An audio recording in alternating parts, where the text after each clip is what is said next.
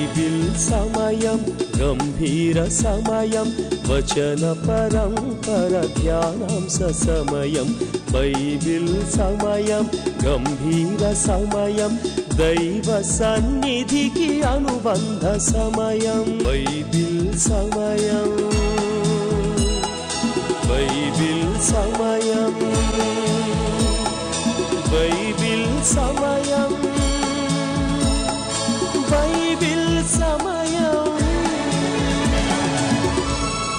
సొలొమోను సూక్తుల గ్రంథం సామెతల గ్రంథం సర్వలోకానికి సర్వజనులందరికీ సరళమైన గ్రంథము సందేశమిచ్చు ఈ గ్రంథం సొలొమోను సూక్తుల గ్రంథం సామెతల గ్రంథం బాలురు యౌవనులు కన్యకలు వృద్ధులు రాజులు అధిపతులు భక్తులు సేవకులు అనుసరించదగినట్టి ఆదర్శ గ్రంథమిది ఉపదేశమంగీకరించిన సురక్షితముగా నుందురు కీడు వచ్చునన్న భయము లేక నెమ్మదిగా నుందురు సొలొమోను సూక్తుల గ్రంథం సామెతల గ్రంథం. సమాధానానికి అధిపతి అయిన యేసు నామాన్ని బట్టి మీ అందరికీ శుభాశీస్సులు. ఎలా ఉన్నారు? సమాధానంగా ఉన్నారా? సమాధానము మన కుటుంబాలలో, వ్యక్తిగత జీవితాల్లో, వైవాహిక జీవితాల్లో ఉన్నాయా? లేకపోతే మీకు ఒక గొప్ప అవకాశం. ఈ రక్షణ సువార్త విని రక్షణ పొందడం ద్వారా రక్షణ పొందినవారు మేల్కొని జీవించడాన్ని బట్టి మన జీవితాల్లో సత్య సమాధానములు సమృద్ధిగా బయలుపరిచే దేవుడు ఉన్నారు అనే గొప్ప అవకాశాన్ని ఈరోజు ఈ కార్యక్రమాన్ని సర్వలోకం వినేటట్టు దేవుని ద్వారా ప్రేరేపింపబడి మా ప్రియులు, మా ఆప్తులు, మా తల్లి తండ్రులు సమానులు అచ్చమ్మ ఆంటీ గారు, జయచంద్ర గారు తిరుపతి నుంచి ప్రోగ్రామ్ని స్పాన్సర్ చేశారు. వారి కొరకు ప్రత్యేకంగా ప్రార్థిస్తాం. మహోన్నతుడా, జీవం కలిగిన మా దేవ, సమాధానకర్త, సమాధానానికి అధిపతి అయిన దేవ, నేనే మార్గము సత్యము జీవం అన్న గొప్ప దేవుడివి తండ్రి. మీ మార్గంలో నడిచిన వారికి ఎన్నడూ కూడా ప్రభువా ఏ కొదువ లేకుండా నిత్య జీవము కలిగించే గొప్ప దేవుడుగా ఉన్నందుకు మీకు స్తుతులు స్తోత్రాలు మేము చెల్లించుకుంటున్నాం. ఈరోజు సర్వలోకం ఈ విధంగా ఈ సువార్త ఈ మాధ్యం ద్వారా గొప్ప అవకాశాన్ని అనుగ్రహించారు.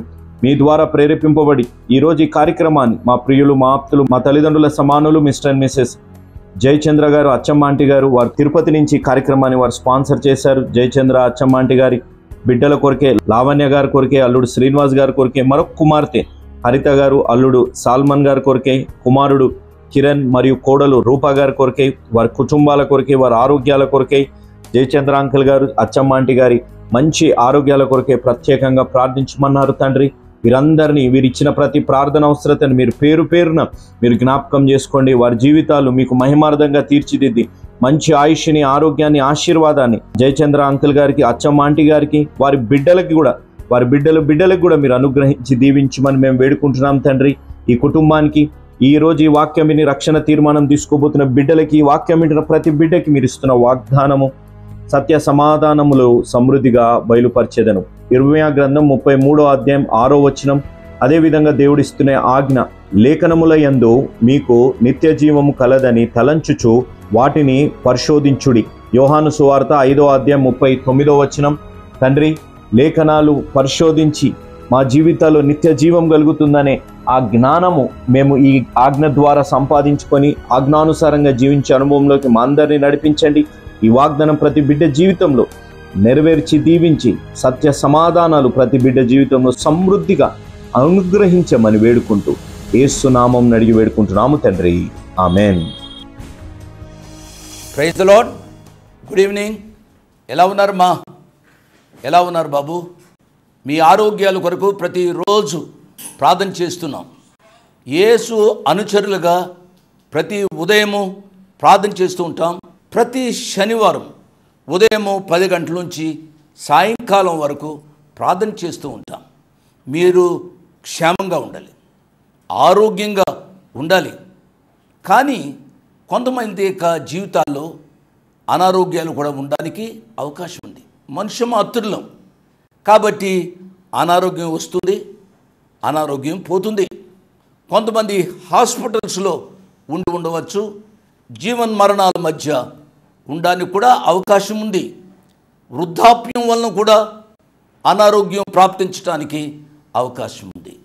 ఏది ఏమైనప్పటికీ కూడా నా ప్రియ బిడ్డలారా, యేసు ప్రభువారిని మన హృదయాంతరంగాలలో కలిగి మంచిగా జీవించాలి. ఇతరులకు ఎన్నడూ కూడా చేయుడు చేయాలి అనే తలంపే రాకూడదు. చేతనైతే మేలు చేయాలి, చేత కాకపోతే మెదలకుండా ఊరుకోవాలి. అంతేకాని ఇతరులకు చెడు తలపెట్టవద్దు అని ప్రభు పక్షంగా నేను మనవి చేస్తున్నాను. యవనస్తులు ఏ రీతిగా ఉన్నారు? కొంతమంది బిడ్డలు చదువులు ముగించారు, ఉద్యోగాల కొరకు ఎదురు చూస్తున్నారు. సరైన ఉద్యోగాలు రాక ఇబ్బంది పడుతున్నారు. ఉన్నతమైన విద్యలు చదివారు, సరైన స్లాట్లో సరైన ఉద్యోగంలో వారు ఇంకా పడలేదు, అంటే వారికి ఇంకా రాలేదు. అట్టి బిడ్డల కొరకు మేము కూడా ప్రార్థన చేస్తున్నాం. సరైన ఉద్యోగం వస్తే వివాహాలు చేసుకోవాలని ఆశపడుతున్నాం అని ఫోన్ చేస్తూ ఉంటారు. నా యవ్వన బిడ్డలారా, వివాహ విషయాల్లో కంగారు పడవద్దు అని ప్రభు పేరిట నేను జ్ఞాపకం చేస్తూ ఉన్నాను. యవ్వనస్తుల కొరకు ప్రత్యేకంగా యేసు అనుచరులంగా మేము ప్రార్థన చేస్తున్నాం. సామెతల గ్రంథం ద్వారా ప్రభువారు హెచ్చరిస్తున్నారు, ఆదరిస్తున్నారు, బలపరుస్తున్నారు. ఈ ధ్యానాల ద్వారా ఎంతోమంది యవ్వనస్తులు ఆధ్యాత్మిక క్షేమాన్ని పొందినట్టుగా వింటున్నాం. అట్టి వారందరికీ నా హృదయపూర్వక ధన్యవాదాలు. మంచిది, దేవుని యొక్క వాక్య ధ్యానంలోనికి వెళ్ళడానికి ముందుగా ప్రార్థన చేసుకుని దేవుని యొక్క వాక్యాన్ని ధ్యానం చేసుకుందాం. తలలు వంచండి, కండ్లు మూసుకునండి, వీలున్న వారు మోకరించండి. మమ్మలను మికిలిగా ప్రేమించిన మా ప్రియ పరలోకపు తండ్రి, వందనాలు, స్తోత్రాలు. గత పాటల్లో మీరు మాట్లాడిన మాటల కొరకై వందనాలు.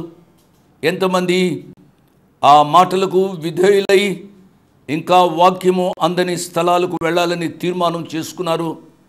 అట్టి బిడ్డలందరి కొరకై మీకు వందనాలు, స్తోత్రాలు చెల్లిస్తూ ఉన్నాం. చెప్పిన చోటనే చెబుతూ ఉన్నాం. విన్నవారే వింటున్నారు, వినని వారు ఇంకా ఉన్నారు. ప్రభువా, వినని స్థలాలకు వెళ్ళే యవనస్తులను మా రాష్ట్రంలో, దేశంలో లేపుమని ప్రత్యేకంగా ప్రార్థన చేస్తున్నాం. మా యవ్వన బిడ్డల కొరకు ప్రార్థన చేస్తున్నాం నాయనా. యవ్వన ప్రాయంలోనే రక్షణానుభవంలోనికి వచ్చే కృపను అనుగ్రహించండి ప్రభువా. నాయన, విద్యలు ముగించారు, సరైన ఉద్యోగాలు లేక యవ్వనస్తులు బాధపడుతున్నారు. సరైన ఉద్యోగాలు మా ప్రియ యవ్వన బిడ్డలకు అనుగ్రహించండి. యవ్వన బిడ్డల వివాహాల కొరకు ప్రార్థన చేస్తున్నాం. సరైన భాగస్వాములను అనుగ్రహించండి. ఎంతోమంది టీవీ దగ్గరికి వచ్చి మీ వాక్యాన్ని వింటున్నారు. అయ్యా, వారు అనారోగ్యంగా ఉంటే మీ ప్రేమగల హస్తాన్ని చాచి వారి యొక్క అనారోగ్యాన్ని ముట్టి స్వస్థపరచుమని అడుగుతున్నాను నాయనా. ఏదైనా మానసిక సమస్యలతో ఉంటే వారి సమస్యలలో సహాయం చేయమని అడుగుతున్నాం ప్రభువా. ఈ రాత్రి వాక్య ధ్యానం మాకు ఆశీర్వాదకరంగా ఉండగలుగునట్లు మీరే మాట్లాడుమని మీ కుమారుడు, మా రక్షకుడు యేసు ప్రభు వారి అత్యున్నతమైన నామమున స్తోత్రం చెల్లించి వేడుకున్నాం తండ్రి. ఆమేన్, ఆమేన్ అని చెప్పిన మీ అందరికీ నా ప్రత్యేక వందనాలు. బైబిల్ తెరిచి ఉంచారు కదూ. సామెతల గ్రంథం 29వ అధ్యాయము 19వ వచనాన్ని చదువుతున్నాను. దాసుడు వాగ్దండన చేత గుణపడడు, తాత్పర్యము తెలుసుకున్నను వాడు లోబడు. దాసుడు అని చదివాం.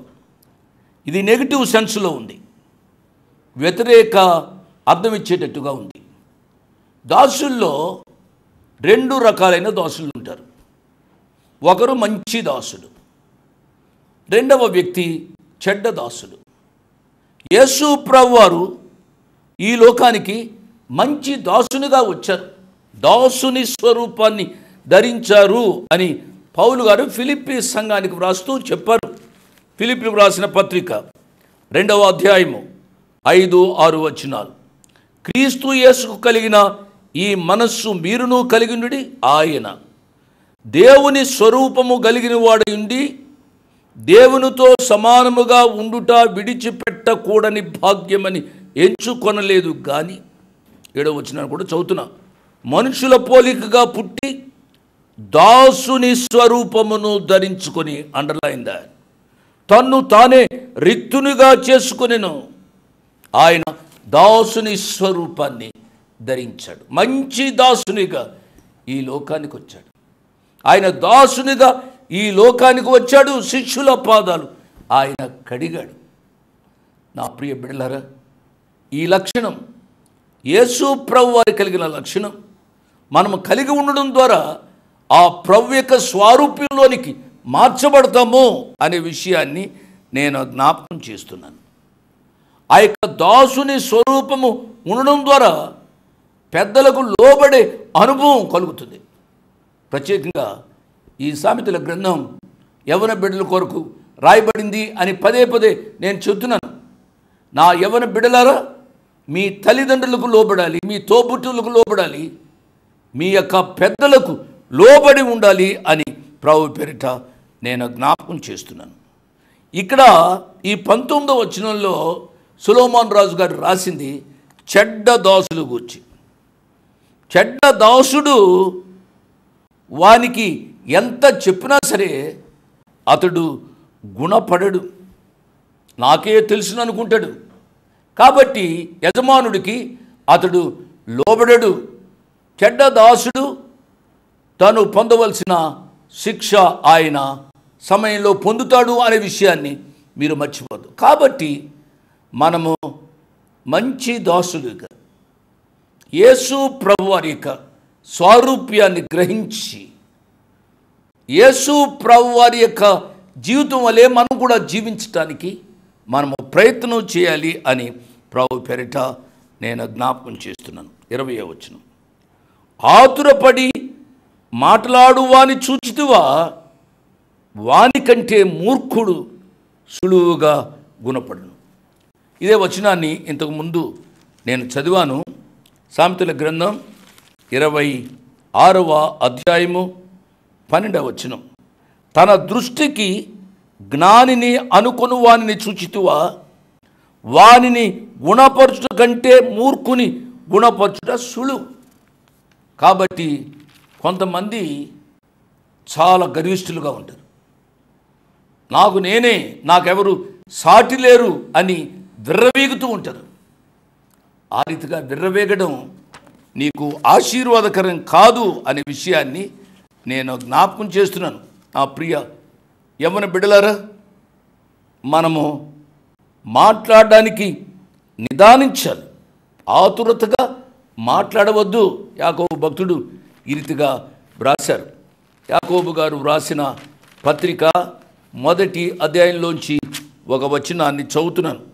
యాకోబు గారు వ్రాసిన పత్రిక 1వ అధ్యాయము 19వ వచనం, నా ప్రియ సహోదరులారా, మీరు ఈ సంగతి ఎరుగుదురు గనుక ప్రతి మనుష్యుడు వినుటకు వేగిరపడువాడును, మాట్లాడుటకు నిదానించువాడును, కోపించుటకు నిదానించువాడునై ఉండవలెను. వినుటకు వేగిరపడాలి, మాట్లాడుటకు నిదానించాలి.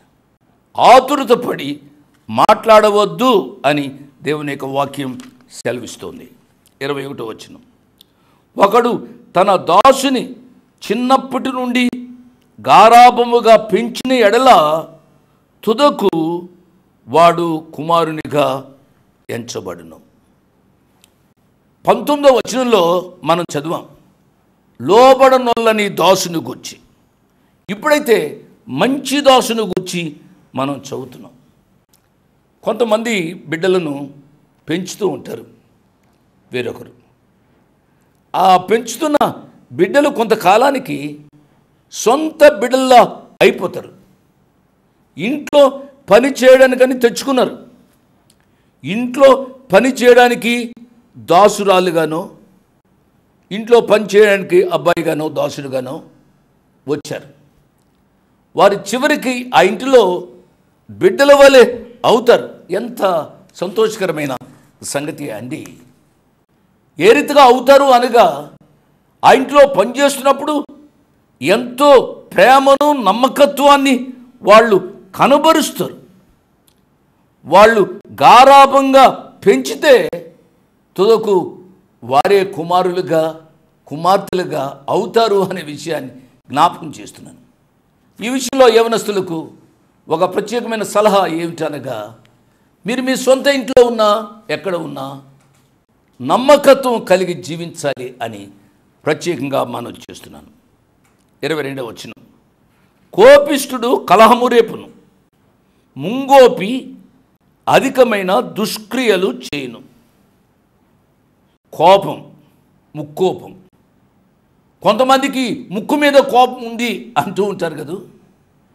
ఈ ముక్కు మీద కోపం ఉన్న ముంగోపి చాలా చెడ్డ కార్యాలు చేస్తూ ఉంటాడు. నా ప్రియ యవన బిడ్డలారా, అనవసరంగా కోపపడకూడదు. కోపపడుడు కానీ పాపం చేయకుడి. అందులో ముక్కోపము చాలా హాని చేస్తుంది. వ్యక్తిగతంగా ఆరోగ్యపరంగా హాని చేస్తుంది, కుటుంబ పరంగా హాని చేస్తుంది, సమాజపరంగా హాని చేస్తుంది. కాబట్టి కోపము పాపానికి దారి తీస్తున్నామని గ్రహించి ముక్కోపాన్ని కానీ కోపాన్ని కానీ మీరు తగ్గించుకున్న వాళ్ళని ప్రభు పేరిట నేను జ్ఞాపకం చేస్తున్నాను. 23వ వచనం, ఎవని గర్వము వానిని తగ్గించును, వినయ మనస్కుడు ఘనతనొందును. ఎంత సత్యమండి. గర్వము సర్వనాశనానికి హేతు. పదే పదే నేను చెబుతున్నాను, ఎన్నడూ గర్వపడకూడదు. నీకు దేవుడు అందచందాలను ఇచ్చాడా? దేవుడు ఆస్తిపాస్తులను ఇచ్చాడా? దేవుడు విద్యా ఉద్యోగాలను ఇచ్చాడా? తగ్గించుకో. దేవుడు నిన్ను తగిన సమయంలో హెచ్చిస్తారు. దేవుడిచ్చిన దానిని బట్టి నీవు గర్వించవద్దు అని ప్రభు పేరిట నేను జ్ఞాపకం చేస్తున్నాను. ఇదే సామెతల గ్రంథంలో ఒక వచనాన్ని నేను గత పాఠాల్లో చదివాను. సామెతల గ్రంథం 11వ అధ్యాయము 2వ వచనం, జాగ్రత్తగా వినండి. అహంకారము అంటే గర్వం వెంబడి అవమానము వచ్చును, వినయము గల వారి యొద్ద జ్ఞానం ఉన్నది. కాబట్టి ఎంతో వినయ విధేయతలతో నా యవ్వన బిడ్డలు జీవించాలి అని ప్రభు పేరిట నేను జ్ఞాపకం చేస్తూ ఉన్నాను. 24వ వచనం, దొంగతో పాలు కూడువాడు తనకు తానే పగవాడు, అట్టివాడు ఒట్టు పెట్టినను సంగతి చెప్పడు. దొంగతనం మంచిది కాదు. దొంగ దొరికే వరకు దొరగానే ఉంటాడు. ఆ దొంగతో ఎన్నడూ కూడా పాలు పంపులు పొందవద్దు. ఇది మంచి పద్ధతి కాదు అనే విషయాన్ని నేను జ్ఞాపకం చేస్తున్నాను. దొంగతో స్నేహం కూడా చేయకూడదు. దొంగతో స్నేహం చేయడం వలన దొంగ బుద్ధే రావడానికి అవకాశం ఉంది. దొంగతనం చేసి దొరికి జైలులో ఉండి కుటుంబానికి ఎంతో నష్టాన్ని కలిగిస్తున్న బిడ్డలను ఈ దినాల్లో చూస్తూ ఉన్నాం. యవన ప్రాయంలోనే దొంగతనాలు, సైకిల్ దొంగతనాలు, మోటార్ సైకిల్ దొంగతనాలు, ల్యాప్టాప్ల దొంగతనాలు, ఏమేమో దొంగతనాలు. చాలా విచారకరమైన సంగతి. నా ప్రియ యవన బిడ్డలారా, దొంగతో పాలు పంపులు పొందవద్దు అని దేవుని యొక్క వాక్యం సెలవిస్తోంది. 25వ వచనం, భయపడుట వలన మనుషులకు ఉరి వచ్చును, యెహోవా యందు నమ్మిక ఇంచువాడు సురక్షితముగా ఉండును. దేవుని నామానికి స్తోత్రం. ఇదే సామెతల గ్రంథం 22వ అధ్యాయము 11వ వచనాన్ని చదువుతున్నాను. చూడండి. హృదయ శుద్ధిని ప్రేమించుచు దయగల మాటలు పలుకువానికి రాజు స్నేహితుడగును. కాబట్టి దయగల మాటలు మనం మాట్లాడాలి. మనము భయము కలిగించే మాటలు మాట్లాడకూడదు. ఇతరులను భయపెట్టడం వలన వారికి ఉరు వస్తుంది అనే సత్యాన్ని మనం అర్థం చేసుకోవాలి. యెహోవా యందు నమ్మిక ఉంచాలి. యెహోవా యందు నమ్మిక ఉంచటం వలన పాపానికి తావుండదు అనే విషయాన్ని నేను జ్ఞాపకం చేస్తున్నాను. సామెతల గ్రంథం 18వ అధ్యాయము 10వ వచనంలో ఈ రీతిగా ఉంది. మనం ఇదివరకే చదివాం. యెహోవా నామము బలమైన దుర్గం, నీతిమంతుడు అందులోనికి పరుగెత్తి సురక్షితముగా ఉండును. యెహోవా యందు నమ్మిక ఉంచడం ద్వారా సురక్షితంగా ఉంటాం. యెహోవా నామము బలమైన దుర్గం. ఆ బలమైన దుర్గంలోనికి మనం వెళ్ళడం ద్వారా సురక్షితంగా కాపాడబడటానికి అవకాశం ఉంది అనే సత్యాన్ని నేను జ్ఞాపకం చేస్తున్నాను. 26వ వచనం, అనేకులు ఏలువాని దయ కోరుచుందురు, మనుషులను తీర్పు తీర్చుట యెహోవా వశము. లోకంలో ఏదైనా న్యాయం చేకూరింది అంటే దానికి కారణం ప్రభువారే. యెషయా గ్రంథం 49వ అధ్యాయము 4వ వచనంలో ఈ రీతిగా ఉంది. ఫలమేమీ లేకుండా నా బలమును వృధాగా వ్యయపరిచి ఉన్నాను అనుకుంటుని, నాకు న్యాయకర్త యెహోవాయే, నా బహుమానము నా దేవుని యొద్దనే ఉన్నది. నేను ఏదో వృధాగా ప్రయాసపడుతున్నాను అనుకున్నాను, కానీ నా న్యాయకర్త యెహోవాయే. నా ప్రియ తమ్ముడు, నా ప్రియ చెల్లెమ్మ, ప్రభువు కొరకు ఏ చిన్న పని చేసినా అది వృధాగా పోదు అనే విషయాన్ని నేను జ్ఞాపకం చేస్తున్నాను. నీ ప్రభు నీకు నాకు అచ్చి ఉండేవాడు కాదు అనే సత్యాన్ని మనము అర్థం చేసుకోవాలి. 27వ వచనం, దుర్మార్గుడు నీతిమంతులకు హేయుడు, యథార్థవర్తనుడు భక్తిహీనునికి హేయుడు. ఎవరికి ఎవరు అసహ్యులు అనే విషయాన్ని సొలొమోన్ రాజు గారు రాస్తున్నారు. యథార్థవర్తనుడు భక్తిహీనునికి హేయుడు. ఇదెంతైనా సత్యం. 69వ కీర్తన 4వ చరణాన్ని నేను చదువుతున్నాను, చూడండి. నిర్నిమిత్తముగా నా మీద పగపట్టువారు నా తల వెంట్రుకల కంటే విస్తారముగా ఉన్నారు. అబద్ధమును బట్టి నాకు శత్రులై నన్ను సంహరింపగోరువారు అనేకులు. నేను దోచుకొనని దానిని నేను ఇచ్చుకొనవలసి వచ్చెను. దుర్మార్గుడు నీతిమంతులకు హేయుడు. దుర్మార్గముగా జీవించవద్దు అని ప్రభు పక్షంగా నేను మనవి చేస్తున్నాను.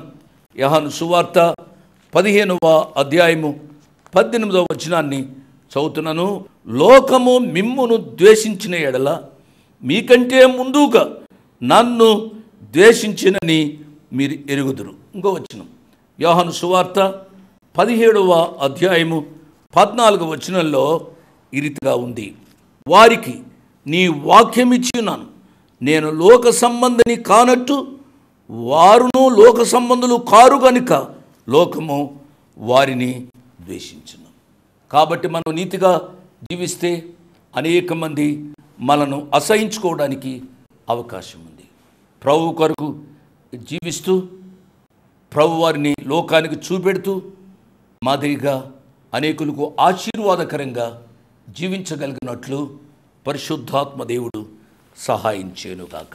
ఇంతటితో సామెతల గ్రంథం 29వ అధ్యాయ ధ్యానాలు ముగిశాయి. 30వ అధ్యాయంలోనికి మనం వెళ్ళాలి. మొదటి వచనాన్ని చదువుతున్నాను. దేవోక్తి అనగా యాకే కుమారుడైన ఆగూరు పలికిన మాటలు. ఆ మనుషుడు ఈతియేలునకును ఉక్కాలునకును చెప్పిన మాట. ఈ మాట ఏమిటో మనం వచ్చే పాఠంలో ధ్యానం చేసుకుందాం. ఈ మాట మనం తెలుసుకోవాలి అని అంటే ఈ చెప్పిన ఆగూరు ఎవరో ఈ విషయాలు నేను కొన్ని చెప్తాను. కాబట్టి 30, 31 2 అధ్యాయాలతో సామెతల గ్రంథ ధ్యానాలు ముగించబోతున్నాం. దేవుడు ఇంతవరకు ఎన్నో రీతిలుగా మనల్ని ఆదరిస్తూ వచ్చారు. ఆయన మాటల కొరకై ఆయనకే వందనాలు చెల్లిద్దాం. ఆయన మాటల ద్వారా సరిచేయబడిన మనం లోకానికి ఆశీర్వాదకరంగా జీవించేటట్టుగా తీర్మానం చేసుకునే వాళ్ళని మనవి చేస్తూ ముగిస్తున్నాను. దేవుడు మిమ్మల్ని నిండారుగా దీవించునుగాక. ఆమేన్. Praise the lord. ఏంటి బ్రదర్, ఏదో పెద్ద బుక్ పట్టుకున్నారే అని చెప్పి మీరు ఆశ్చర్యపోయి ఉండొచ్చు. ఇది ఒక సిస్టర్ గారు తన స్వహస్తాలతోని రాసిన బైబిల్. ఈ బైబిల్ తన స్వహస్తాలతో రాసి మా తండ్రి గారు జోషన్న గారికి బహుమానంగా ఇచ్చారు. ఎవరు ఈ స్త్రీ, ఎందుకు స్వహస్తాలతో రాసింది అనే ఒక ప్రశ్న మీకు ఉండొచ్చు. తను ఒక రాజకీయ కుటుంబానికి చెందిన ఒక స్త్రీ. నాన్నగారు ఆ ప్రాంతానికి వెళ్ళినప్పుడు బైబిల్ని బహుమానంగా తెస్తే అక్కడ ఉన్న వారంతా ఏదో అనుకున్నారు. ఏమనుకున్నారు? తన గురించి వివరణ మీరు ఇంకా తెలుసుకోవాలి అని అంటే మా యేసు అనుచరుల మ్యాగజైన్లో దాని గురించి ఎంతో వివరణగా రాసాం. ఈ 3rd పేజ్లో రాయబడింది.